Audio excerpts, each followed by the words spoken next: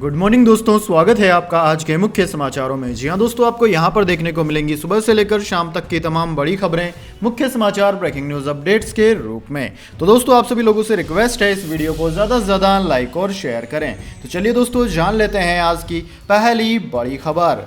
भाजपा सांसद बोले, मेरे 4 बच्चों के लिए कांग्रेस जिम्मेदार। रवि किशन ने लोकसभा में पेश किया जनसंख्या नियंत्रण बिल, बोले काश पहले कानून होता।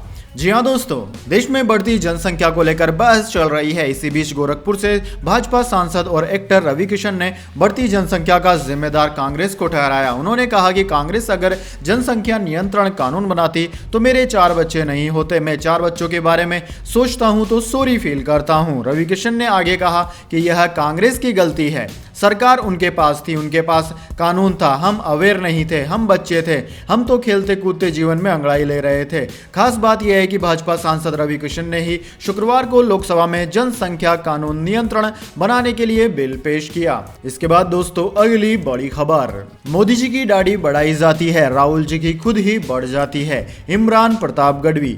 जी हां दोस्तों, एजेंडा आज तक के मंच पर शिरकत करते हुए भाजपा के राज्यसभा सांसद सुधांशु त्रिवेदी और कांग्रेस के राज्यसभा सांसद इमरान प्रतापगढ़ी इस कार्यक्रम में एक सत्र आयोजित करने के लिए पहुंचे, जिसका नाम था भारत जोड़ो यात्रा से बनेगी बात। दोस्तों, इस दौरान भाजपा नेता सुधांशु त्रिवेदी ने कांग्रेस नेता राहुल गांधी की दाढ़ी पर तंज कसा।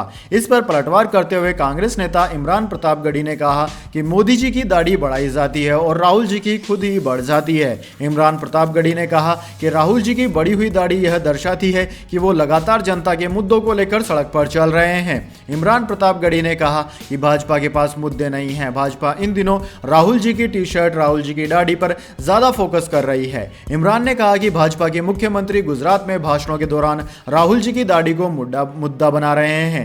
भाजपा पेट्रोल डीजल की महंगाई पर बात नहीं करती, भाजपा गरीब की थाली पर बात नहीं करती। भाजपा का फोकस सिर्फ राहुल गांधी की यात्रा और उसके साथ चलने वाले लोगों पर है। इमरान प्रताप गढ़वी ने आगे कहा कि भाजपा के ऑफिशियल ट्विटर हैंडल से फोटो पोस्ट होती है जिसमें राहुल गांधी का ट्राउजर, राहुल गांधी की दाढ़ी, राहुल गांधी की टी शर्ट, राहुल गांधी की तारीफ में इमरान प्रतापगढ़ी ने कहा कि वाकई इस बार राहुल गांधी ने दूरगामी दृष्टि दिखाई है। राहुल गांधी इस बार नफरत कम करने के मिशन पर निकले हैं, क्योंकि राहुल जानते हैं कि जब नफरत कम होगी तभी भाजपा कम होगी। आज तक के मंच पर इमरान प्रतापगढ़ी ने भाजपा नेता सुधांशु त्रिवेदी को भी आमंत्रण किया। उन्होंने कहा कि सुधांशु त्रिवेदी को भी भारत जोड़ो यात्रा ज्वाइन करनी चाहिए। इसके बाद दोस्तों, अगली बड़ी खबर। गुजरात हार कर भी खुश है अरविंद केजरीवाल। अब दिल्ली में बंगला, सरकारी टीवी पर जगह और झाड़ू पर कॉपीराइट मिलेगा। आम आदमी पार्टी बनी राष्ट्रीय पार्टी। जी हां दोस्तों, गुरुवार यानी कि 8 दिसंबर की शाम का वक्त गुजरात चुनाव के नतीजे लगभग साफ हो चुके थे। सारे रिकॉर्ड तोड़ते हुए बीजेपी 182 में से 156 सीटें जीत चुकी थी।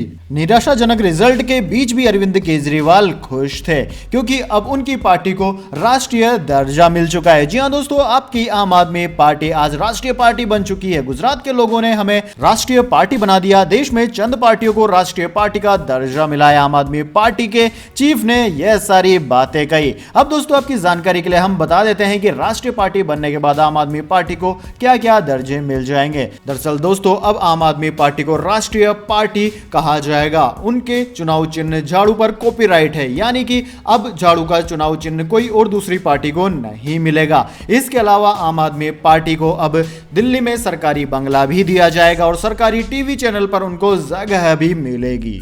इसके बाद दोस्तों, अगली बड़ी खबर। सुखविंदर सुक्खू होंगे हिमाचल के नए सीएम। मुकेश अग्निहोत्री को डिप्टी सीएम का पद।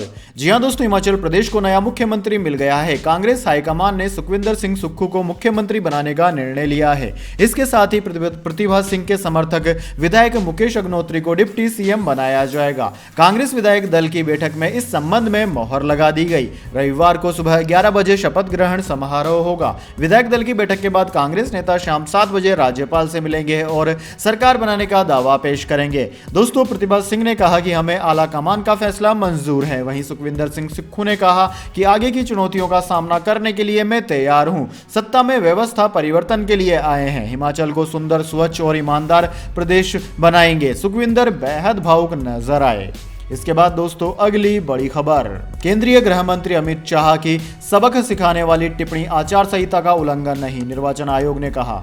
जी हां दोस्तों, गुजरात में एक चुनावी रैली में केंद्रीय गृह मंत्री अमित शाह की यह टिप्पणी की 2002 की हिंसा के साजिशकर्ताओं को सबक सिखाया गया है, चुनाव आचार संहिता का उल्लंघन नहीं है। निर्वाचन आयोग के सूत्रों ने यह जानकारी दी। राज्य के मुख्य निर्वाचन अधिकारी की रिपोर्ट पर गौर करने और कानूनी राय लेने के बाद निर्वाचन आयोग ने निष्कर्ष निकाला है कि उपद्रवियों के खिलाफ कार्रवाई करने का जिक्र करना चुनाव संहिता के प्रावधानों का उल्लंघन नहीं है।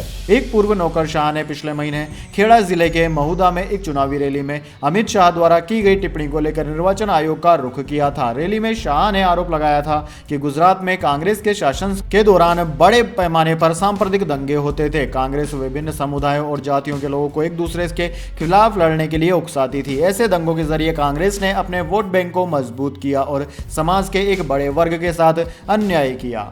इसके बाद दोस्तों अगली बड़ी खबर, ईशान किशन से हारा बांग्लादेश, 182 पर ऑल आउट हुई टीम, अकेले ईशान ने बनाए थे 210 रन, विराट ने भी जमाई सेंचुरी। जी हां दोस्तों, लगातार 2 मैच हारकर सीरीज पहले ही गंवा चुकी टीम इंडिया ने तीसरे वनडे मुकाबले में बांग्लादेश को 227 रनों से हरा दिया।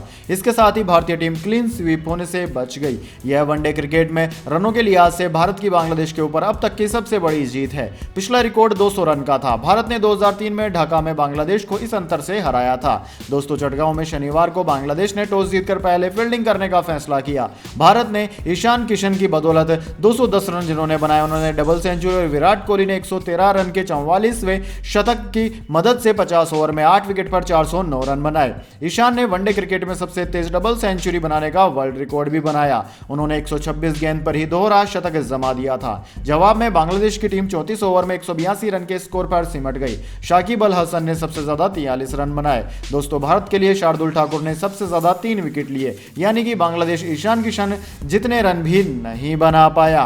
दोस्तों आपकी जानकारी के लिए बता दें, वनडे के क्रिकेट इतिहास में अब तक 9 बार डबल सेंचुरी बनी है ओडीआई मैचों में, जिनमें से ज्यादातर डबल सेंचुरियां भारतीय खिलाड़ियों ने ही मारी है। दोस्तों 3 डबल सेंचुरियां तो केवल रोहित शर्मा ने मारी है, एक सचिन तेंदुलकर, एक वीरेंद्र सहवाग और एक ईशान किशन ने लगाई है। इसके बाद दोस्तों अगली बड़ी खबर, बॉर्डर डिस्प्यूट, सीमा विवाद पर प्रधानमंत्री अपना रुख स्पष्ट करे, उद्धव ठाकरे की अपील।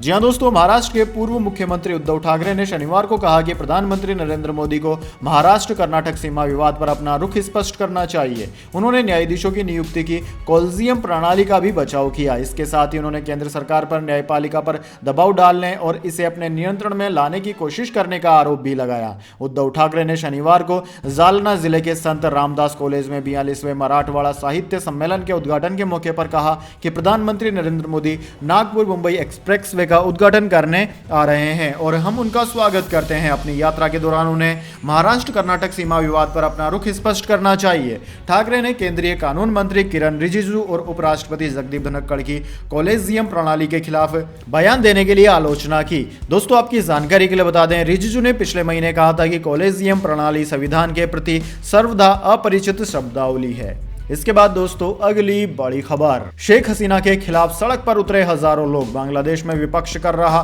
चुनाव की मांग, हजारों विरोधियों को जेल में डाल चुकी है सरकार।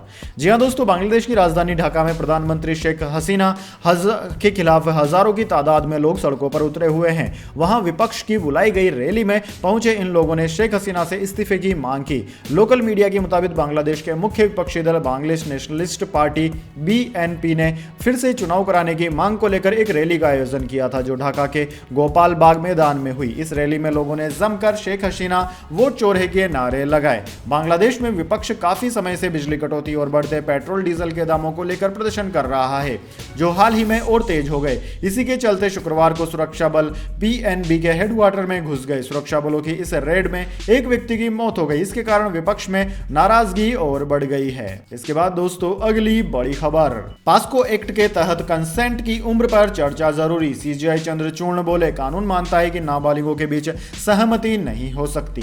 जी हां दोस्तों, चीफ जस्टिस डीवाई चंद्रचूड़ ने कहा कि न्यायपालिका को पॉस्को एक्ट के तहत कंसेंट की उम्र कम करने को लेकर चल रही बहस पर ध्यान देना चाहिए। नई दिल्ली में protection of children from sexual offences act पर आयोजित 2 दिवसीय कार्यक्रम में शनिवार को उन्होंने यह बात कही। उन्होंने कहा कि सब जानते हैं कि पॉस्को एक्ट 18 साल से कम उम्र वालों के बीच संबंध बनाने को आपराधिक मानता है, ये देखे बिना कि नाबालिगों के बीच सहमति थी या नहीं, क्योंकि कानून के मुताबिक 18 साल से कम उम्र वालों के बीच सहमति नहीं होती। सीजीआई ने कहा कि जज रहते हुए मैंने देखा है कि इस कैटेगरी के केस जजों के सामने बड़े सवाल खड़े करते हैं। इस मुद्दे को लेकर एक चिंता का माहौल बनता जा रहा है, जिस पर न्यायपालिका को ध्यान देने की जरूरत है। इसके बाद दोस्तों अगली बड़ी खबर, पीटी ऊषा बनी भारतीय ओलंपिक संघ की पहली महिला अध्यक्ष, निर्विरोध किया गया चुनाव। जी हां दोस्तों, अपने जमाने के दिग्गज धाविका पीटी ऊषा को शनिवार को भारतीय ओलंपिक संघ यानी कि आईओए का पहला महिला अध्यक्ष चुना गया, जिससे भारतीय खेल प्रशासन में एक युग की शुरुआत भी हुई। एशियाई खेलों में कई पदक जीतने वाली और 1984 के लॉस एंजलिस ओलंपिक खेलों में 400 मीटर की भाला दौड़ में चौथे स्थान पर रही 58 वर्षीय पीटी ऊषा को चुनाव के बाद शीर्ष पद के लिए निर्विरोध निर्वाचित किया गया। चुनाव उच्चतम न्यायालय से नियुक्त किए गए सर्वोच्च न्यायालय के पूर्व जज नागेश्वर राव की देखरेख में संपन्न हुए। ऊषा के अध्यक्ष चुने जाने से आईओए में गुट राजनीति के कारण पैदा हुए संकट भी समाप्त हो गए। अंतर्राष्ट्रीय ओलंपिक समिति ने इस महीने चुनाव नहीं कराने की दिशा में आईओए को निलंबित करने की चेतावनी दे दी थी। इन चुनावों को दिसंबर 2021 में होना था।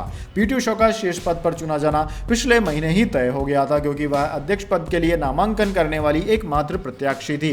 किसी ने भी पीटी ऊषा का विरोध नहीं किया, जिन्हें जुलाई में सत्तारूढ़ भारतीय जनता पार्टी ने राज्यसभा के लिए नामित किया था। इसके बाद दोस्तों अगली बड़ी खबर, तमिलनाडु में चक्रवात मैंडूस से 4 की मौत, कई इलाकों में ब्लैकआउट, सड़कें भी जलमग्न। जी हां दोस्तों, 75 किलोमीटर प्रति घंटे की हवा की गति के साथ तट को पार करते हुए शुक्रवार देर रात चक्रवात मैंडूस के लैंडफॉल बनाने के बाद तमिलनाडु भर में 4 लोगों की मौत हो गई। चक्रवात अब एक गहरे दबाव में कमजोर हो गया है। दोस्तों चेन्नई में चक्रवाती तूफान मैंडूस की वजह से 115 मिमी तक बारिश हुई। मुख्यमंत्री एमके स्टालिन ने कहा कि 9 और 10 दिसंबर के दरमियान रात में मौसम प्रणाली के तट को पार करने पर 70 किमी प्रति घंटे की गति से हवा चली, जिससे लगभग 400 पेड़ गिर गए और कई लोग इससे क्षतिग्रस्त हुए हैं। इसके बाद दोस्तों अगली बड़ी खबर, मुश्किल में अश्नीर ग्रोवर, भारत पे ने उनकी पत्नी पर कराया केस दर्ज, 88 करोड़ रुपए गबन करने का आरोप।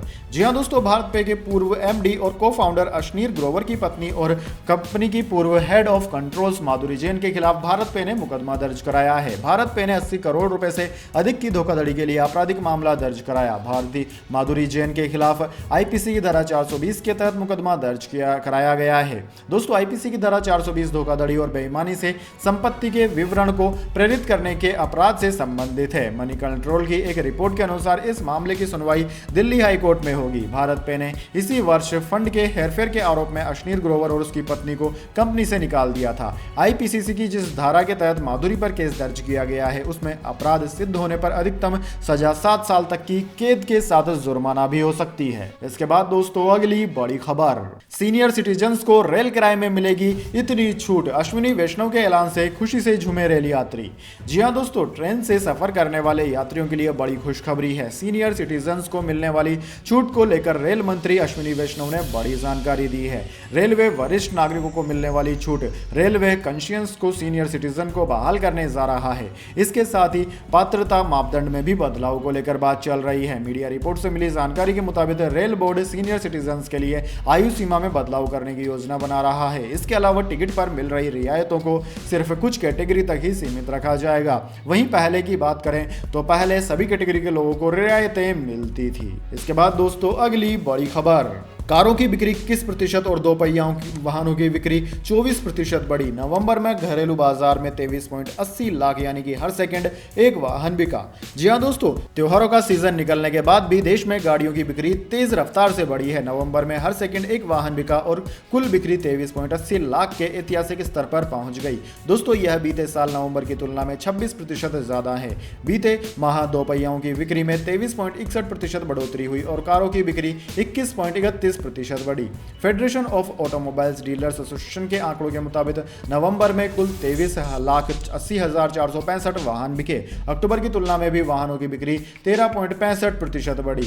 फाडा के अधिकारियों के मुताबिक नवंबर की रिटेल बिक्री भारतीय ऑटोमोबाइल इंडस्ट्री के इतिहास में मार्च 2020 को छोड़कर अब तक की सबसे शानदार रही है। इसके बाद दोस्तों जाने अगली बड़ी खबर, लेकिन उससे पहले मेरी आपसे एक छोटी सी रिक्वेस्ट है, अगर दोस्तों आपको अभी तक हमारी न्यूज़ पसंद आई है तो इसे एक छोटा सा लाइक जरूर दे दीजिए, और अगर आपको पसंद नहीं आई है तो बेशक आप डिसलाइक भी कर सकते हैं, लेकिन दोस्तों लाइक और डिसलाइक जरूर कीजिए, क्योंकि दोस्तों यही हमारी मेहनत का फल होता है और इसी से हमें पता चलता है कि आपको हमारी वीडियोज़ पसंद आ रही है या नहीं। तो चलिए दोस्तों जान लेते हैं आज की अगली बड़ी खबर। म्यूचुअल फंड में निवेश पहली बार 40 लाख करोड़ के पार। बीते 4 साल में 24 लाख करोड़ से 40.37 लाख करोड़ रुपए पर पहुंचा AUM।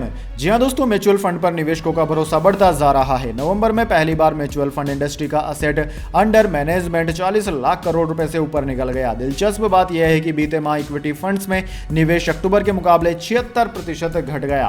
प्रॉफिट बुकिंग इसकी सबसे बड़ी वजह बताई जा रही है। Association of mutual fund in India के मुताबिक नवंबर में म्यूचुअल फंड इंडस्ट्री को UM 40.37 लाख करोड़ रुपए हो गया। अक्टूबर में यह 39.15 लाख करोड़ रुपए था, लेकिन इसी दौरान ओपन इंटेंट इक्विटी फंड में निवेश करीब 76% घटकर 2,258 करोड़ रुपए रह गया। दोस्तों इतिहास में ऐसा पहली बार हुआ है जब म्यूचुअल फंड्स इतनी तेजी से ग्रोथ किए हैं। इसके बाद दोस्तों अगली बड़ी खबर, बीजेपी राजस्थान में 40 विधायकों के टिकट काटेगी। 100 नए चेहरों को मिलेगा मौका। गुजरात फार्मूला होगा लागू।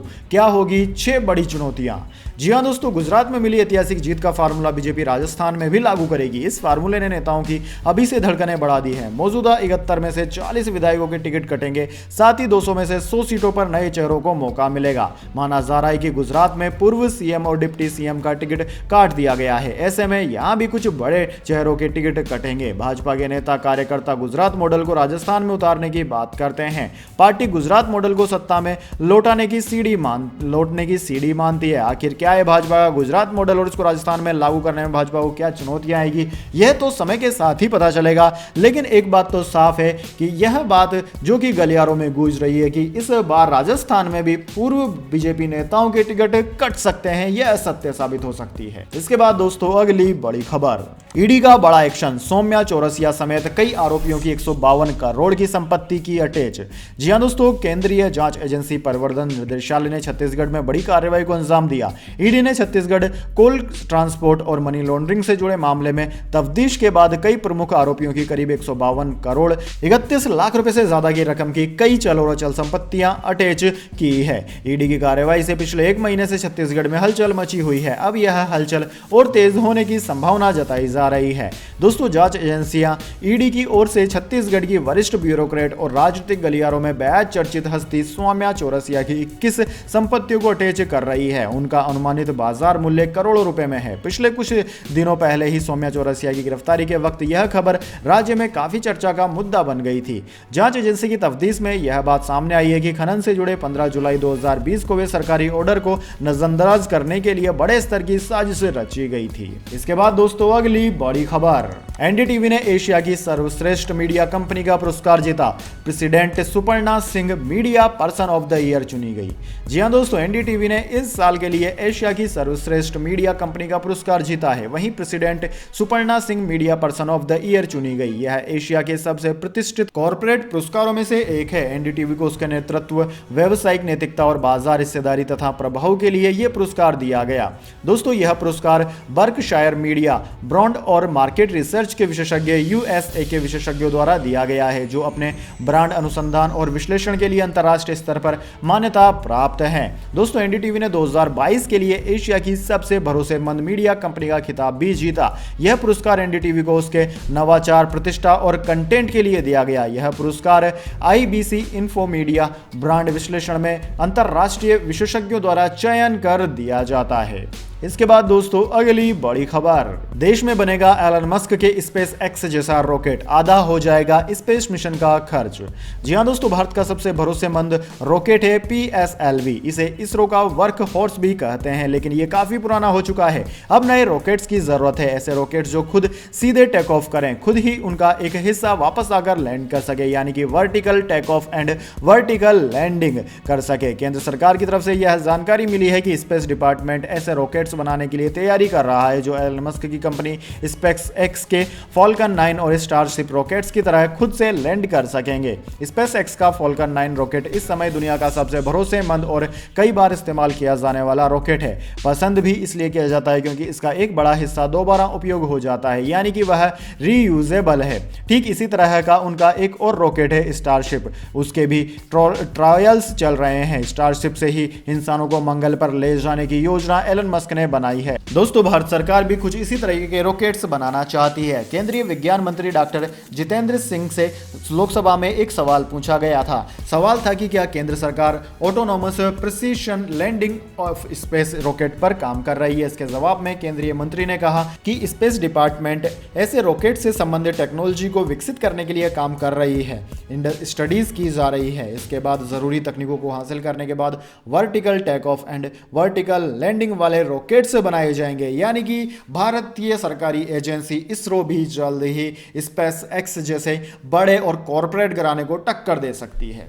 तो दोस्तों यह थी आज की तमाम बड़ी खबरें। इसके बाद दोस्तों बारी आती है आज के माइंड क्विज क्वेश्चन की। जी हाँ दोस्तों, एक आसान से सवाल का जवाब देकर आप जीत सकते हैं एक अमेजिंग सरप्राइज गिफ्ट हमारे यूट्यूब चैनल की ओर से। तो दोस्तों आज का सवाल आपकी स्क्रीन पर आ चुका है। वनडे क्रिकेट के इतिहास में सबसे ज्यादा बार दोहरे शतक किस खिलाड़ी ने लगाए हैं। जी हाँ दोस्तों, अगर आप जानते हैं कि किस खिलाड़ी ने वनडे में सबसे ज्यादा बार डबल सेंचुरी लगाई है तो जल्दी से कमेंट बॉक्स में उस खिलाड़ी का नाम लिख दीजिए। अगर दोस्तों आपका जवाब होता है एकदम सही और आप चुने जाते हैं लकी विजेता के रूप में, तो आपको मिल सकता है एक अमेजिंग सरप्राइज गिफ्ट हमारे यूट्यूब चैनल की ओर से।